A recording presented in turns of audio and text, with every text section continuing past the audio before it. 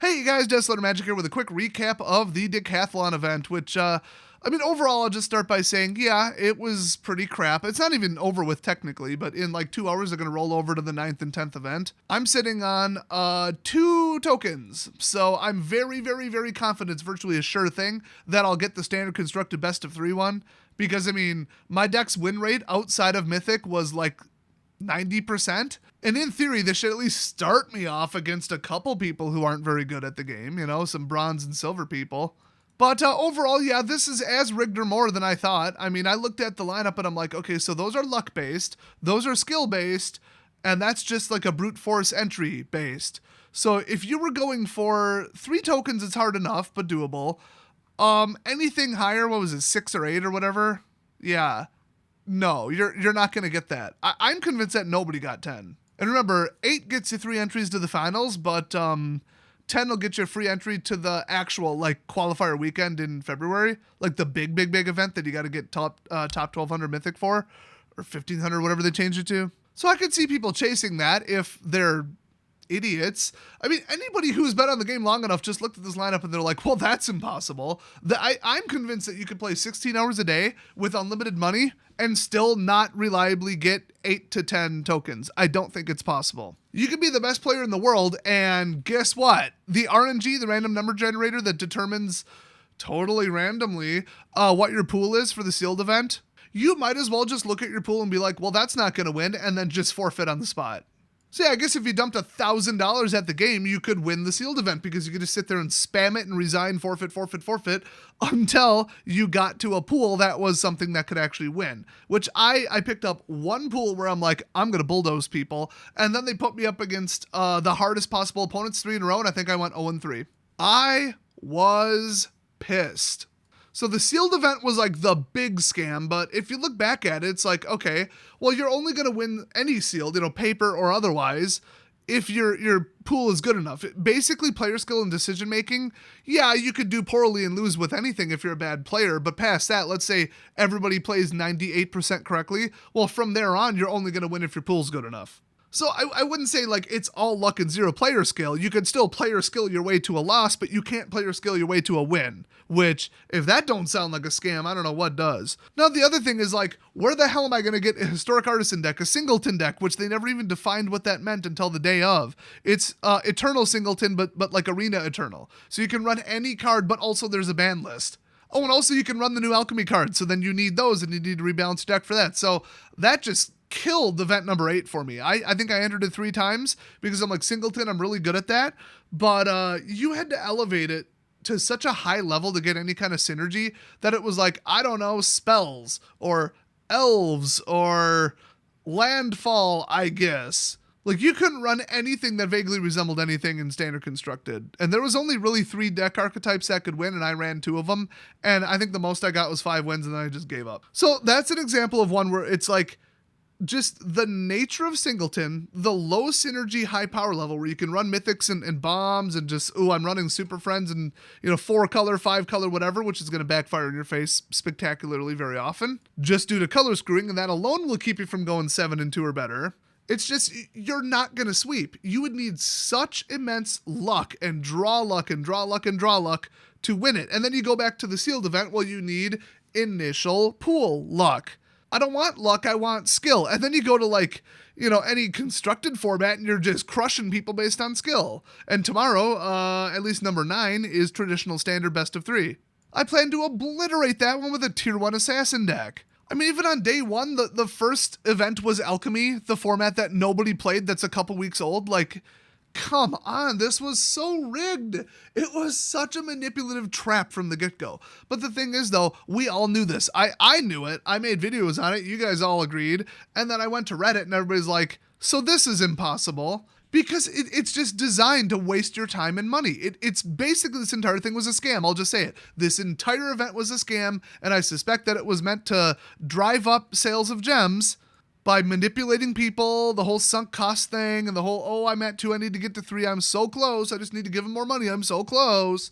That whole feeling, while also making the event effectively unwinnable for the reasonable, average person.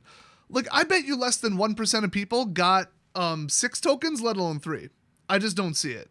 Like when I play the game and I take it seriously, it doesn't matter if it's a draft, a sealed, or anything in between.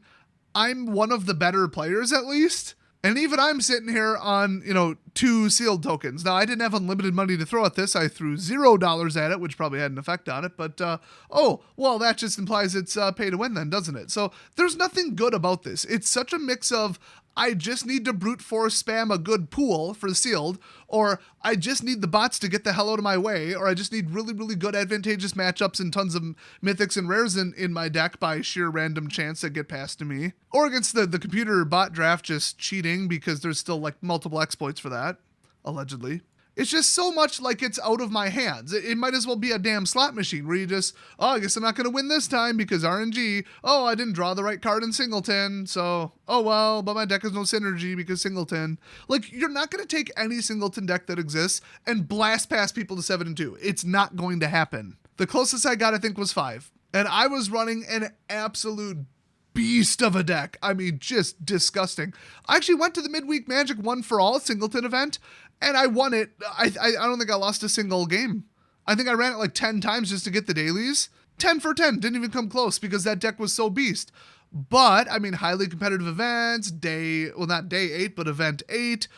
I was playing it on one of the last days. You're going to, eventually, if you get 4-0, you're going to go up against other people who are like 4-0, which is another elimination trick they use. It's called ELO, by the way. There's a hidden ELO number in the background. They've already admitted this. It rigs the matchmaking. Although rigs might not be the right term because that's how like paper tournaments work. Like you do better, your opponents are going to get harder. Like you're going to go up against people with similar records as you. So the more you win, the harder it gets. So, welcome to tournaments. But this isn't a tournament and there's no final brackets. So why the hell are they using an ELO system? And I will tell you, my opponents got real difficult after I got 4 wins, no matter what it was.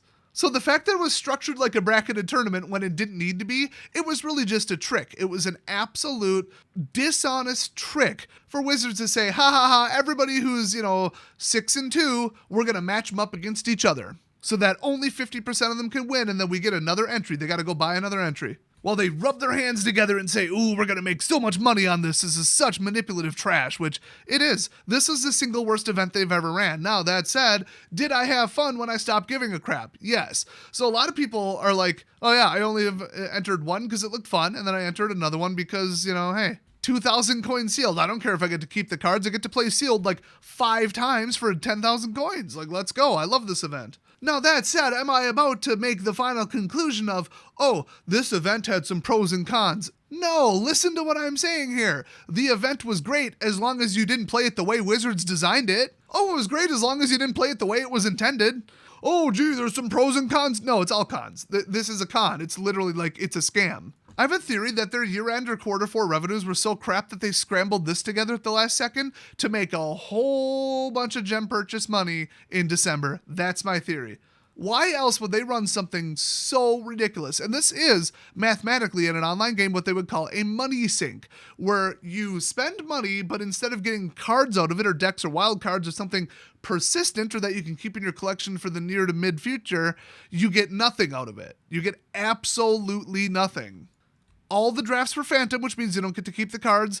All the sealed events were phantom, which means you don't get to keep the cards. So you were paying for a shot at maybe getting 1/3 of what you need to get to one event that you're not going to win anyway because it's a freaking cube. Like literally, I just want to get to 3 because I'm at 2.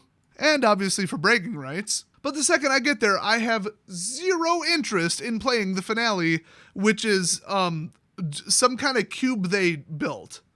I didn't even look at the card list because I don't care. I didn't put in this much time and effort and coins and gems to play someone else's freaking cube.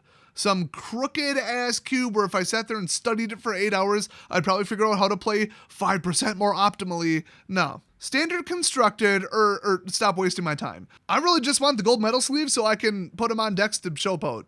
That's it. And to piss off all the wannabe pro creators who think they're better than me. Other than that, I have 0 interest in being some egotistical pro, show-off douchebag. That's why I don't go to paper tournaments in person. Never have, never played competitively, never played MTGO, never jumped into leagues. I play for fun-ish, or at least I used to when the game used to be fun. But do I like taunting people who don't like me? Are you new hair? So ya boy wants them golden sleeves, just saying. I might not even participate in the finale event. I might just join it and troll people. I don't know. But that's assuming I win tomorrow. Or today. It's 2 in the morning. So we'll see. But yeah, just the math of this, the strategy, and how it's so impossible. Like, I bet for every person who enters, between 1% and 3% are going to come out with a token. 97% of people who want to try again will have to try again, if they so desire, I should say. They're going to have to pay another entry fee. And with my general math and knowledge of how like bracketing and ELO and, matchup rigging and stuff works, that might be a little high, that number. Now, if somebody's like, oh, I got, 6 to 10 tokens, look at me, I'm amazing. They probably threw multiple hundreds of dollars and like 16 hours a day into this event. Because, hey, you could win it if you just open a sealed pool, say it's crap, and then forfeit, and then loop that. You'll basically win it on, I guess you couldn't really call it your first try, but your first legitimate try. You just have to have unlimited money and give it all to Wizards. One of the many flaws with this stupid event. So, there's just so many mathematical issues with it and strategical issues with it. I think I've outlined most of them, if not all of them, but I'm curious what you guys think. I know a lot of people are really excited about the Turbo Draft and like the former 2000 coin sealed because they don't normally do those and they're fun. So if you're just playing it casually, you're probably like, I love the event, it was great. But if you're not, or if you are, just let me know what you think about it. I'm very, very curious. Leave a comment down below about your experience. And oh yeah, the day 2 event number 3, it was broken, so they had to cancel it and delay today. They didn't even test their hastily scrambled together, very, very well planned out ahead of time and totally not spontaneous event by, throwing it up on the test server and testing it one time with one person. Because if they did, they would have caught this, that they configured it wrong. Oops. Boy, sucks if somebody had off that day and it was the only day they could play and they were going for 10 out of 10, which anybody who's going for 10 out of 10 is delusional. A lot of experienced Magic players looked at this lineup and they're like, well, I'm not getting more than 3 of those. And if you had a different attitude, I bet it was corrected real quick into the event, real early on. So enough talking about this manipulative nonsense, this greedy cash grab crap. Thanks for watching, everyone, and I'll see you next time.